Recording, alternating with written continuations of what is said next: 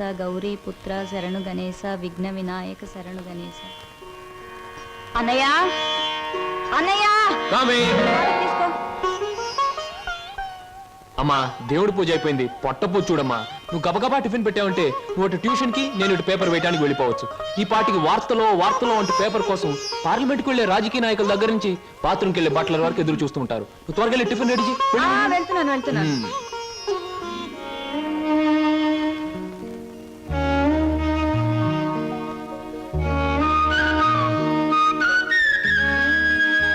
చెల్లాయి, మన కోసం సరోజు ఒంటరిగా ఆగిపోయింది.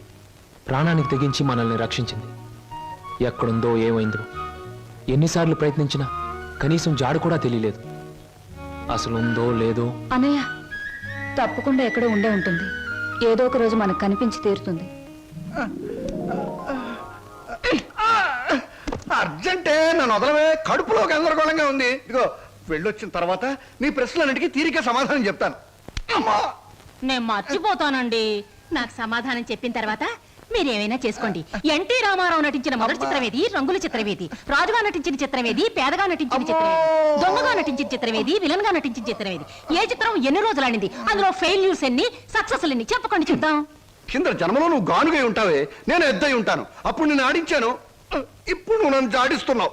ఎన్టీ రామారావు నటించిన మొదటి డ్యూయల్ రోల్ సినిమా నిన్ను ఎక్కడ కొడితే బుద్ధి వస్తుందా అని ఆలోచిస్తున్నానే.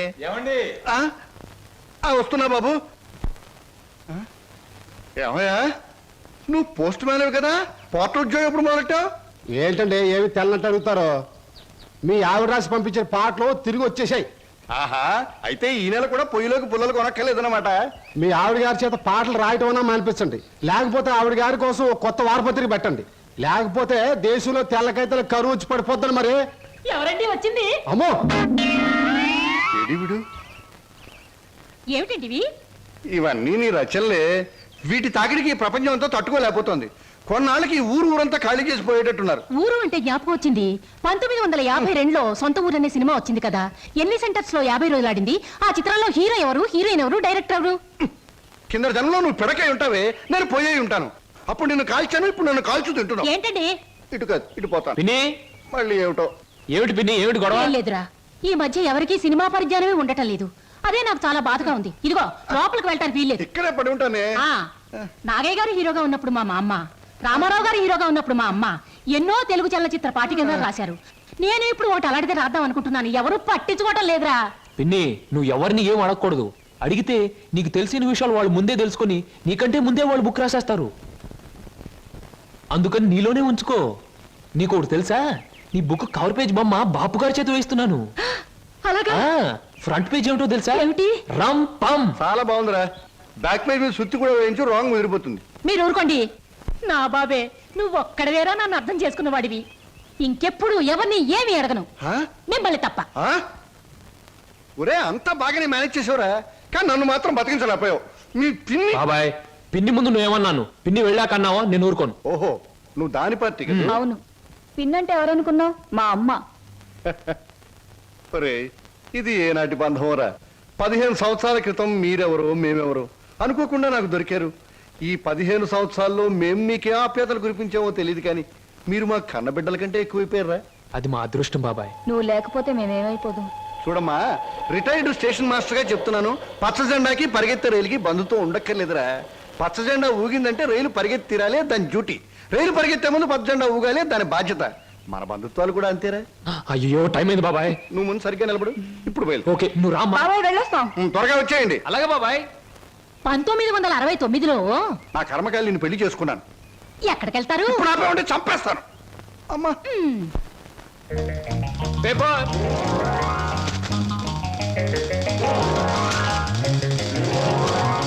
పంతులు గారు, పేపరు. అమ్మయ్యా.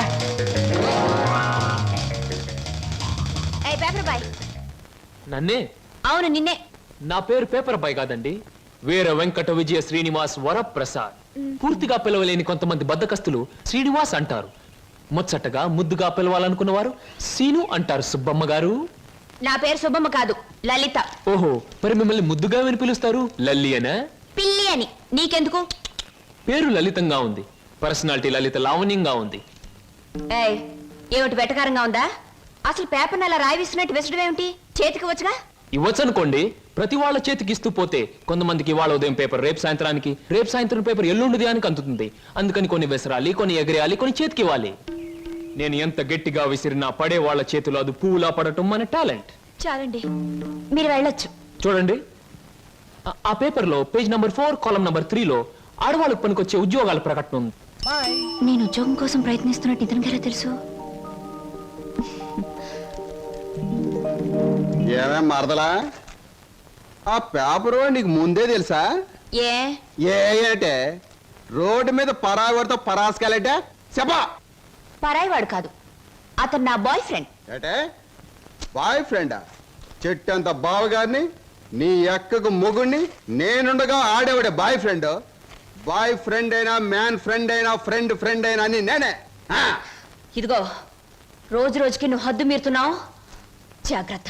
ఆహా, నన్ను జాగ్రత్త అన్నది గొప్పదాని అయిపోయావా? చూడవే, నీ చెల్లెలు నన్నే పట్టుపట్లాడించేస్తుంది. Shut up. మంచి గొడ్డుకో దెబ్బ, మంచి మనిషికో మాట అన్నారు. మాటతో మారటానికి నువ్వు మనిషివి కాదు, 4 బాదడానికి గొడ్డువి కాదు. ఛీ! విన్నావటి నీ చెల్లెలు ఏముంటుందో? నీ మనిషిని కాదట, పశువుని కాదట. మీ ఇద్దరిని- ఏయ్! అక్కడ ఎందుకలా కొడుతున్నావు? ముద్దుల మరదలు కొడితే నలిగిపోద్దని. మళ్ళేనో నేను మనిషిని కాదు, పశువుని కాదా? ఇదిగో, నేను బ్రతిమాలుతున్నాను, అక్కడేం చేయకు. చిచి, నువ్వు ఇతన్ని బ్రతిమలాడటం కంటే నేను తన్నులు తినటమేనయ్యో. ఈ దుర్మార్గుడికి ఇది అలవాటేగా. ఊరుకో అక్క. ఓసస్, మీ అక్కా చెల్లెల పరామర్శ చాలుగానే మీ ఇద్దరితో వాదించి వాదించి నా ఒళ్ళు చీదర కొట్టింది. స్నానానికి నీళ్ళు పెట్టండి. ఊరుకో అక్క. ఇది రోజు ఉండే భాగోతమే కదమ్మా. ఎలాగో ఇన్నాళ్ళు హాస్టల్లో ఉండి చదువుకున్నావు. ఉద్యోగం దొరికే వరకు కూడా ఆ హాస్టల్లోనే ఉన్నా బాగుండేది. సరే, తొందరగా బయలుదేరు, నీకు ఇంటర్వ్యూకి టైం అవుతుంది. ఈసారైనా ఉద్యోగం వస్తే ఆ 7 కొండల వాడి దగ్గరికి నడిచొస్తానని మొక్కుకున్నాను.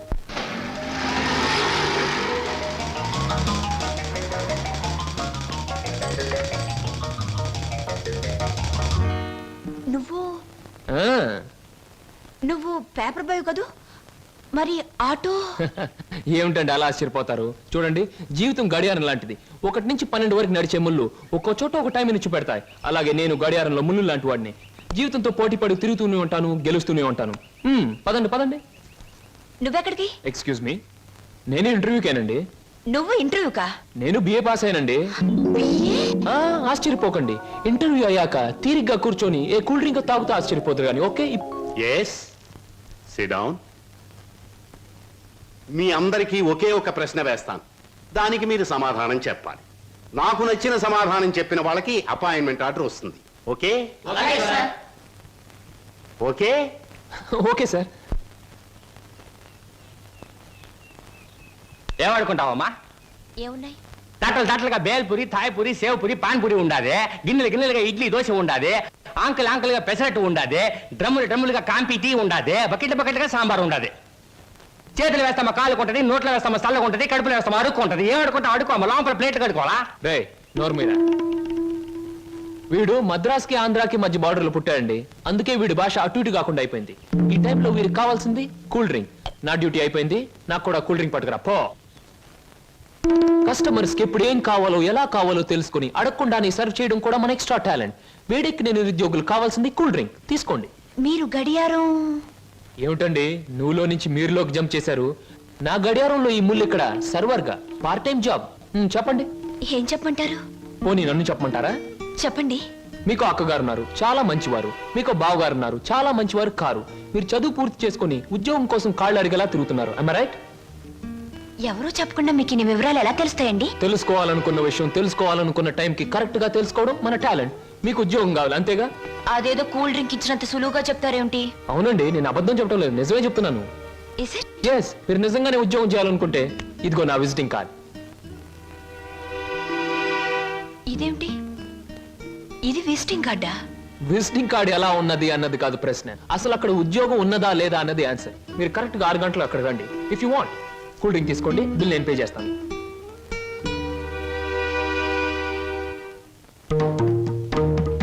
నమస్తే.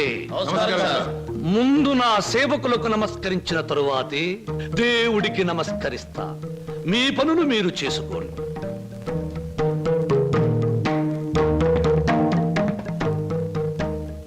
పరమేశ్వరా, నా ఈ 5 నక్షత్రాల హోటల్లో తింటున్నారు, తాగుతున్నారు, తిరుగుతూ ఉన్నారు, ఈతలు కొడుతున్నారు, గెంతుతూ ఉన్నారు. ఇది నా తప్పు కాదు. మనిషి కర్మకి, మానవ నాగరికతకి, నా వ్యాపారానికి సంబంధించింది. మనిషి పెరుగుతున్నాడు, మాట పెరుగుతుంది, కోరికలు పెరుగుతున్నాయి, సోకులు పెరుగుతున్నాయి. పెళ్లి కాకుండానే అమ్మాయిలకు డోకులు పెరుగుతున్నాయి. పెరిగే దాంతో పెరగటం, అందని వాటిని అందుకోవటం నాకు విస్కీతో పెట్టిన విద్య. పరమేశ్వర, ఇదంతా నీ ఒక్కడితో ఎందుకు చెబుతున్నారో తెలుసా? నీకు మాటలు రావు కనుక. శంభో శంకర.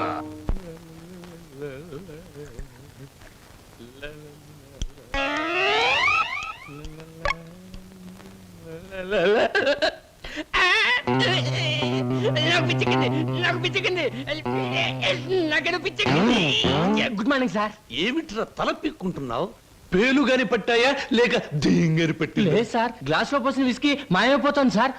ఏదైనా మందు పిచ్చి పట్టిన దయ్యం ఎవరికీ కనిపించకుండా రహస్యంగా తాగేస్తున్నామోనని నాకు అనుమానంగా ఉంది సార్. దెయ్యం మందు నువ్వే తాగేస్తున్నావేమో? అయ్యో బాబోయ్, నేను తాగలేదు సార్. మా అమ్మాయి మా నాన్న మీద. ఆగు ఆగు ఆగు, నా కళ్ళ ముందు పుయ్ చూస్తా.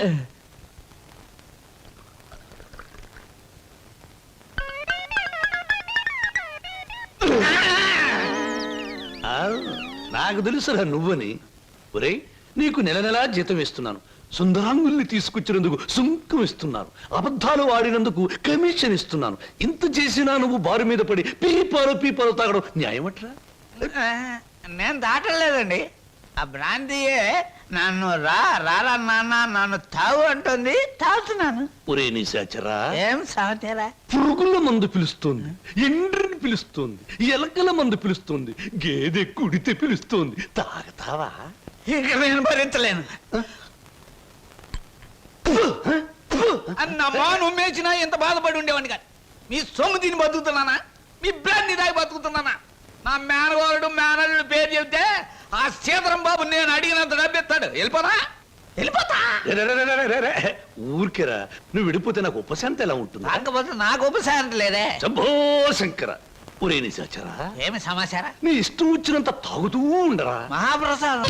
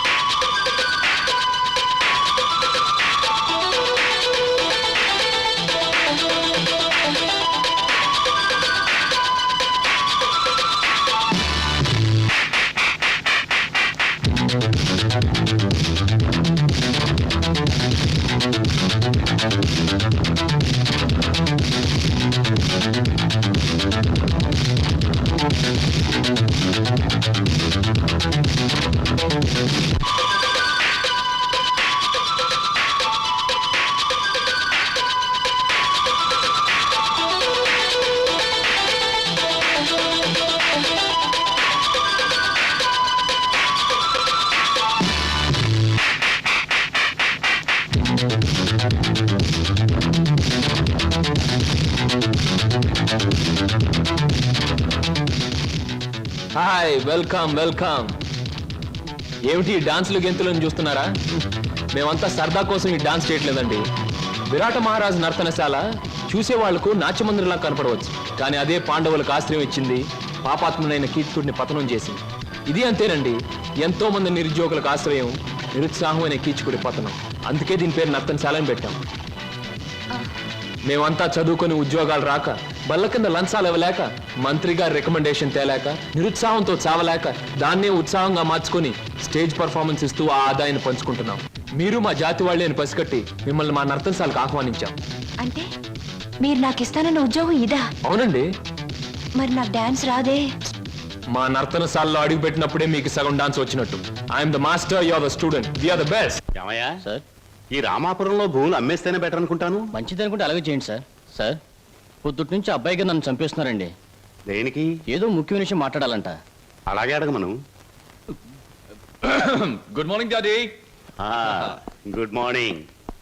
డాడీ అది రే, మగవాడికి పెరిగితనం అసహ్యమైన లక్షణం. ఏమిటో చెప్పు. అది చెప్పా. అదే డాడీ, ఫియట్ కార్ తీసుకెళ్తాను. అలాగే తీసుకెళ్ళు. అంతేనా? అంతేనా అంటే డాడీ, డ్రైవర్ లేకుండా వెళ్తాను. అమ్మయ్యా, ఎంతకాలానికి ఓ మంచి మాట విన్నానరా నీ నోటమట. ఈ మాత్రం చెప్పడానికి ఇంత భయం అయితే రేపు పొద్దున్న ఈ ఆస్తి ఫ్యాక్టరీలు ఎలా చూసుకుంటావురా? అప్పుడు చాలా ధైర్యం వచ్చేస్తుంది డాడీ. ఎందుకనో? అప్పుడు నువ్వు ఉండవుగా. అయ్య బాబోయ్, దండాలు సార్.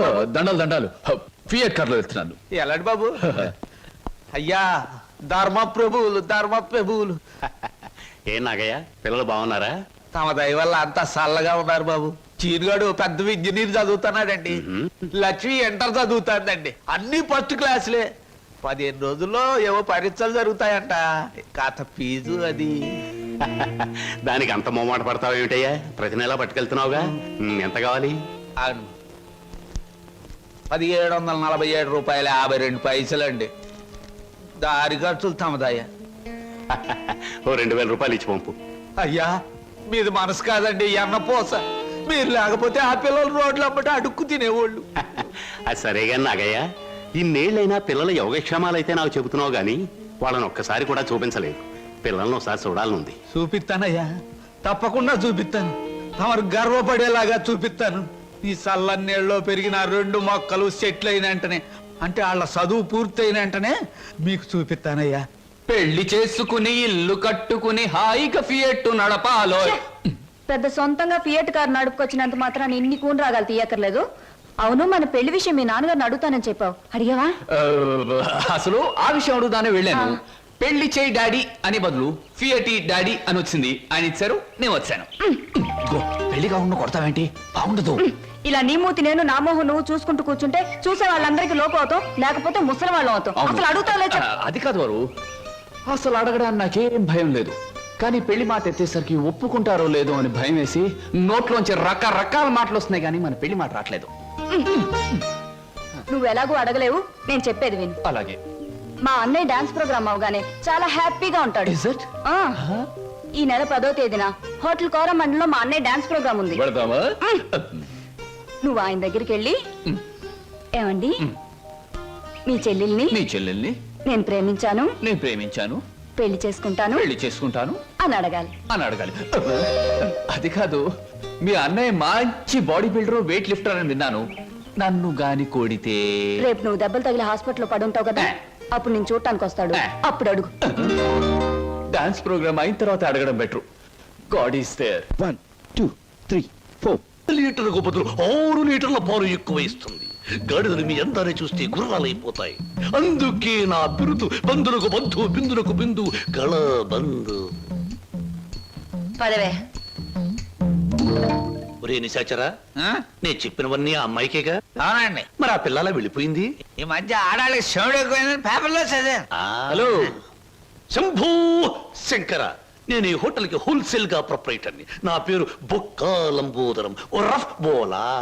ఏమిటి గోల? జాగీల చెప్పెద గిలగిల బిలబిల. ఓ మీ నాట్యం అమోఘం, అద్భుతం. ఆ అడుగులో జిడుగు, అందమైన మడుగులో వెన్నెల కథం తొక్కుతూ. ఓ ఏ మా కదలికలు, భంగిమలు, భుంగిమలు, మీకివే మా జోహాలు. పెట్టలేము మీ ఆటపాటలకు చెడ్డ పేర్లు, గిడ్డ పేర్లు. ఇటు తిరగండి.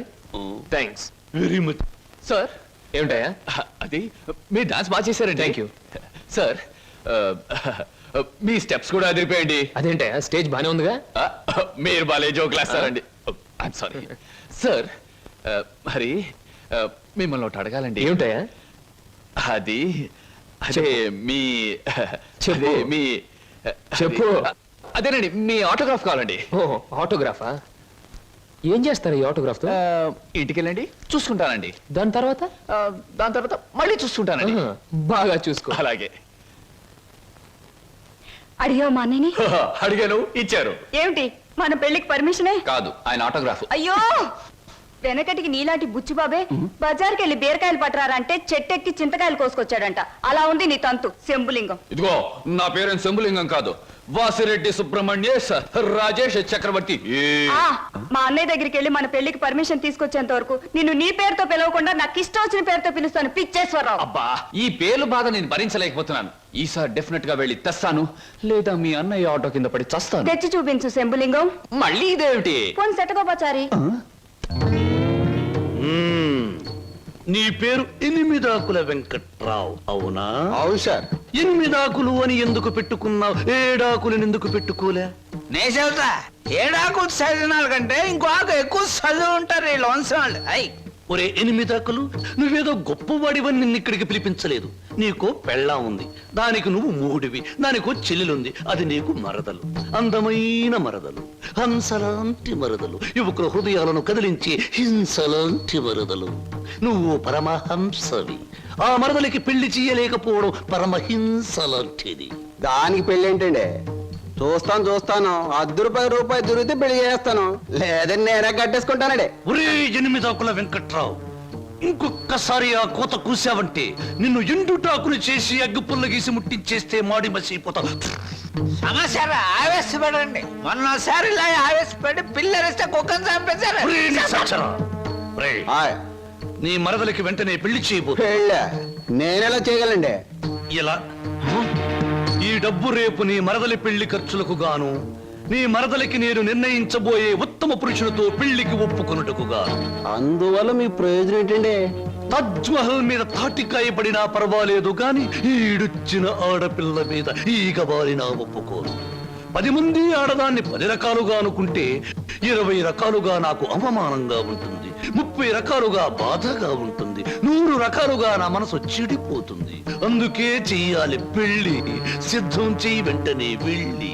అలాగేనండి. అంటే దీని ఆంతర్యమైన సమాచారం. నిశాచరా, ఎలాగూ ఆ పిల్ల మన వంటి మూతి ముక్కు కిరికిరా తిప్పుతుంది. అందుకే ఒక విధవని రెడీ చెయ్యి. ఆ విధవని దానికి కట్ట పెట్టేద్దాం. ఆ తరువాత వాడిని పక్కకు నెట్టేద్దాం. ఆ తరువాత దాన్ని మన పక్కలో చుట్టేద్దాం. అంటే చేపను పట్టేది వాడు, పులుసు వండుకు తినేది మనం.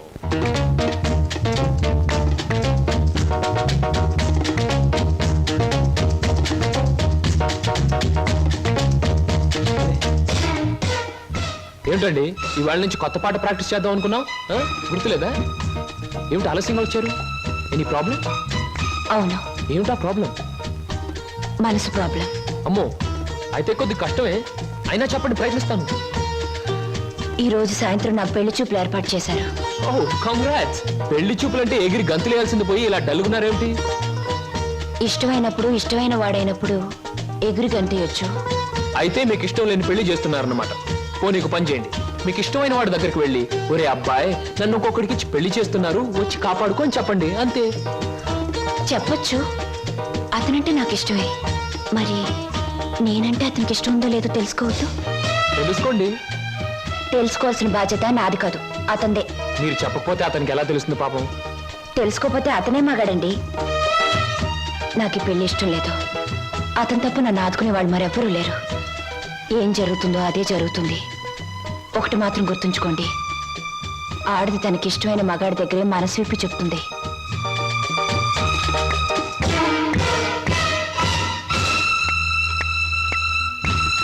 ఆయన కలిసి చెప్పింది నీకేమన్నా అర్థమైందా? ఇంకా వివరంగా ఏమైనా చెప్పాలా? అక్కర్లేదు, అర్థమైంది. ఇవాళ సాయంత్రం పెళ్లి చూపుల మీద డైరెక్ట్ అటాక్. హర హర మహాదేవ శంభో. ఏంటండి అంత కట్టుకేశారు? జరుచుకున్నానండి. క్షమించండి. ఏదైనా చెప్పబోయే ముందు, ఏ శుభకార్యమైనా చెయ్యబోయే ముందు శక్తి వంచన లేకుండా ఆ సర్వేశ్వరుణ్ణి స్మరించడం నా కలవాటు. అలాగా. బాబు, నీ పేరేటి? ఏం చదువుకున్నావు బాబు? ఒక బిఏ. ఆ అబ్బాయి గారు సమాధానం చూస్తుంటే హోటల్లో సర్వర్ లాగా ఉంది. హర హర మహాదేవ శంభో. సరిగ్గా సమాధానం చెప్పరా, లేకపోతే ఇంటికి వెళ్ళిన తరువాత తిట్టిన తిట్టు తిట్టకుండా తిట్ల కత్తితో తూట్లుగా పొడి చేస్తాను. ఆధునిక కాలం కదా, ఈ కుర్రవాళ్ళందరూ తిక్కగా సమాధానం చెప్తారు. అదొక స్టీరు. అసలు వీరెవరు అనుకుంటున్నారు? వీరు ముత్తాతల వారు వీర విహార విజయ వెంకట వరకుమార వరప్రసాదరాయలు వారు. బ్రిటిష్ వాళ్ళు రాజ్యం అప్పగించమంటే ఉగ్రుడై తన కరవాలని ప్రచండ వేగంతో ప్రయోగించి ఆ పరభాషా దాహాతత్తులైన నీచుల్ని ఇళ్ల వరకు వాళ్ళ తుల్లులు గుర్తుచ్చేలా తరిమి కొట్టారు. పాపం యుద్ధంలో కత్తులు గుర్రాలు పోయాయి, ఏనుగులు పారిపోయాయి. ఉంటే చూపించుండేవాణ్ణి. నిజంగానా? శంభో!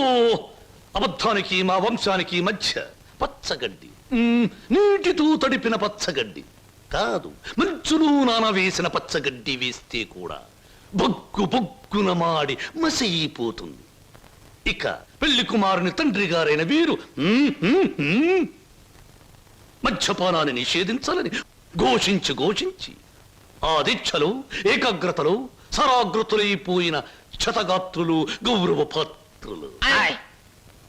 బాబు 8 ఆకుల వెంకట్రావు, వెళ్ళి అమ్మాయిని త్వరగా తీసుకురా, రాహుకాలం వచ్చేస్తుంది. చూసేదేంటండి, మీరు అనేది తాములను తీసుకుందాం. శుభో! సంప్రదాయంగా జరగకపోతే దేవతల కోపం వస్తుంది. నా పెద్దరికంలో జరిగే పెళ్లి సక్రమమైన పద్ధతిలో జరగాలి. వెళ్ళి అమ్మాయిని తీసుకురా. తీసురా.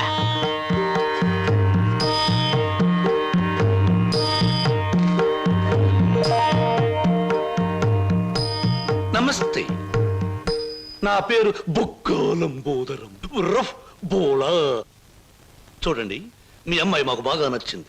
మా పెళ్లి కుమారుడు కూడా మీకు బాగా నచ్చుంటాడు. వెంటనే నిశ్చితార్థం, ఆ తరువాత శాశ్వత కళ్యాణం.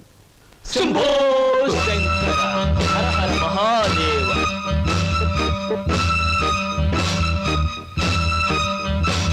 బొక్కా లంబోదరం గారి ఆధ్వర్యంలో జరుగుతున్న ఈ మాయా బజారులోని పెళ్లి చూపుల చూపులకు పచ్చదనం, కొందరి వీపులకు వెచ్చదనం. So everything okay? Shambho Shankara! పెళ్లిళ్ళకు ప్రోగ్రాములు పెట్టిస్తారు కానీ పెళ్లి చూపులకు కూడా ప్రోగ్రాములు పెట్టిస్తారు అనుకోలేదు. ఇంతకీ మిమ్మల్ని ఎవరు పిలిచారు? అవసరం అనుకుంటే పిలిచినా పిలవకపోయినా మేమే వచ్చి ప్రోగ్రాం పెట్టి వాయించేస్తాం. డొక్కా లంబోదరం గారు. అయ్యో, డొక్క కాదు, బొక్కాలంబోదరం. ఏమిటది? పెళ్లి చూపులు జరుగుతుంది, ఏమిటి అలరి? మర్యాద బయటకెళ్ళండి. ఓకే ఓకే ఓకే, మేం పెళ్లి కొడుకు తరఫున వచ్చిన వాళ్ళం. ఎరా పరావు, బాగున్నావా? ఏంట్రా మీసాలు కూడా పెట్టావు? ఏంటి నాయనా? బాత్రూమ్ కి అన్నట్టు యుద్ధంలో పారిపోయిన మీ నాన్నగారు ఏనుగొకటి జమ్నీ సర్కస్ లో కనిపించింది. మిమ్మల్ని అడిగినట్టు చెప్పమంది. చాలా సంతోషం నాయన. పిచ్చి మొండ ఏనుగులాగే ఉండేది, అట్టాగే ఉందా? ఎరా పరావు, నీకు పెళ్ళం కావాలా? నీకు పెళ్లి కావాలా? గురు గురు, నీకు దండం చేస్తాను గురు. వీళ్ళెవరో నాకు తెలియదు, వాళ్ళెవరో నాకు తెలియదు గురు. మీసం పెట్టి డబ్బులు ఇస్తామంటే వచ్చాను గురు. వదిలే గురు, డ్యూటీ టైం అయిపోయింది గురు. థ్యాంక్స్ గురు. ఏం ప్రజలు నన్ను పట్టుకున్నారు? వదలండి. నీకెన్ని పళ్ళున్నాయో కనుక్కుందామని. సహజంగా అందరికి 32 పళ్ళుంటాయి. నాకింకా జ్ఞానదంతో రాలేదు, అందుకని 31 ఉన్నాయి. నన్ను వదలండి. వదలను వదలండి. వదలను. వదలండి బాబు. వదలకపోతే ఏం చేస్తారు? వదిలితే ఏం చేస్తానో అని అడగండి. ఏం చేస్తారు? పారిపోతాను. అయితే పారిపో.